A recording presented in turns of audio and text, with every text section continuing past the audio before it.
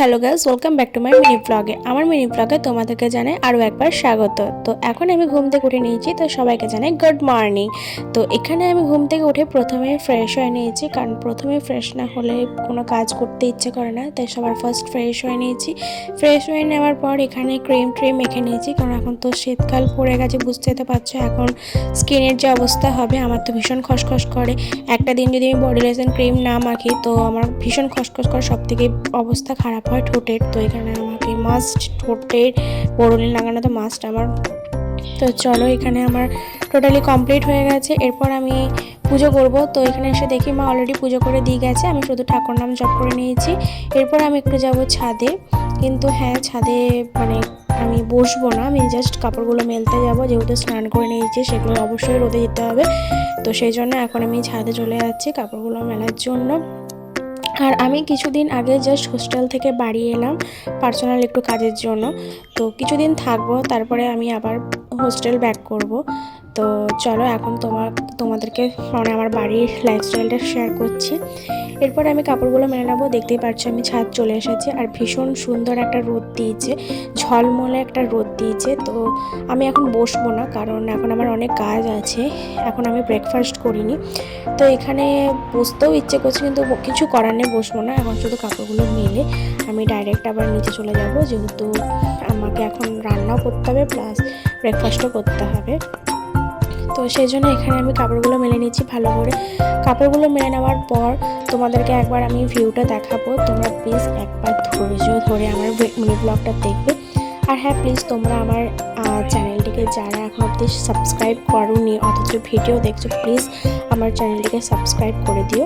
আর দেখো কি সুন্দর রোদ দিয়েছে, আর এই শীতকালে রোদটা হচ্ছে এখন আমি নিচে যাবো। নিচে গিয়ে এখন প্রচুর কাজ রয়েছে, ফার্স্টে ব্রেকফাস্ট করে নেবো। আর আমি এখন মানে রোদে বসতে আমার ইচ্ছে করছে, কিন্তু বসবো না, কারণ রান্নাও আছে, রান্নাও হয়নি।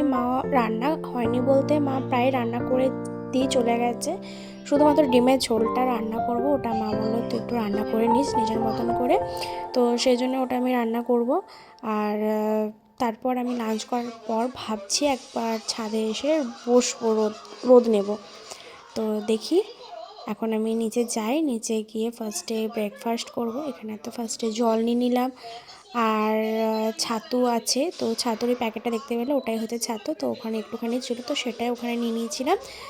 আর এখানে মানে এত অসুবিধা হচ্ছিলো, এক হাতে ফোন ধরছি, এক হাতে মানে হরলিক্স বলছিলাম, ছাতু গ্লাসটা আমার হাতে ছিল আরেক হাতে, তো সেখানে খুব প্রবলেম হচ্ছিলো। সেই জন্য ফোনটা রেখে ফার্স্টে ছাতুটা ভালো করে গুলে নিলাম, তারপরে আবার তোমাদের সাথে ভিডিওটা শেয়ার করছি, মানে ভিডিওটা অন করলাম। তো এখানে আমি হালকা খাবারই খাচ্ছি, বেশি মোটা খাবার খাচ্ছি না এই কারণের জন্যে, কারণ বেশি মোটা খাবার খেলে আবার পরে আবার ভাত খেতে পারবো না। তো সেজন্য এখন আমি শুধু ব্রেকফাস্টটা হালকাই করি বাড়িতে আমি, সেজন্য এখানে শুধু ছাতু জলটাই খেয়ে নিচ্ছি। ছাতু জলটা খেয়ে নেওয়ার পর এখন আমি ডিমের ঝোল করবো, তো তার জন্য এই ছাতু জলটা খাওয়ার পর সমস্ত কিছু রেডি করে রাখবো। আর আমার এখানে অলরেডি রেডি হয়ে গেছে, মানে আমি পেঁয়াজ কুচি, রসুন কুচি, তারপরে আদা বাটা এগুলো সব বেটে রেখেছি। আর এখন আমি তেলের মধ্যে ডিমগুলো ভেজে নিচ্ছি। আর এখন আমার তেলের পরিমাণ এতটাই বেশি হয়ে গেছে যে আমি জানি না কী করে আর কী হবে। আর এখানে পেঁয়াজ কুচিটাও একটু বেশি দিয়ে ফেলেছে, আমি বুঝতে পারছি আজকে আমার ডিমের ঝোলের অবস্থা খুবই খারাপ লাগবে খেতে। তো কিছু করার নেই, সমস্ত কিছু এখন দিয়েই ফেলেছি, ওটাই খেতে হবে। আর এদিকে দেখো আমার মশলাটা পুড়ে গেছে, মানে পেঁয়াজ কুচিগুলো পুড়ে গেছে বলে মশলাটার অবস্থা কালো কালো হয়ে গেছে, জানি না খুব বাজে হবে খেতে। আর আজ আমি খাচ্ছি ডিমের ঝোল, চিংড়ি মাছের লাউয়ের তরকারি আর চিংড়ি মাছের টমেটো দিয়ে চাটনি, খেতে তো খুব ভালো লেগেছে। তো চলো টাটা, এখন আমি শুয়ে পড়বো।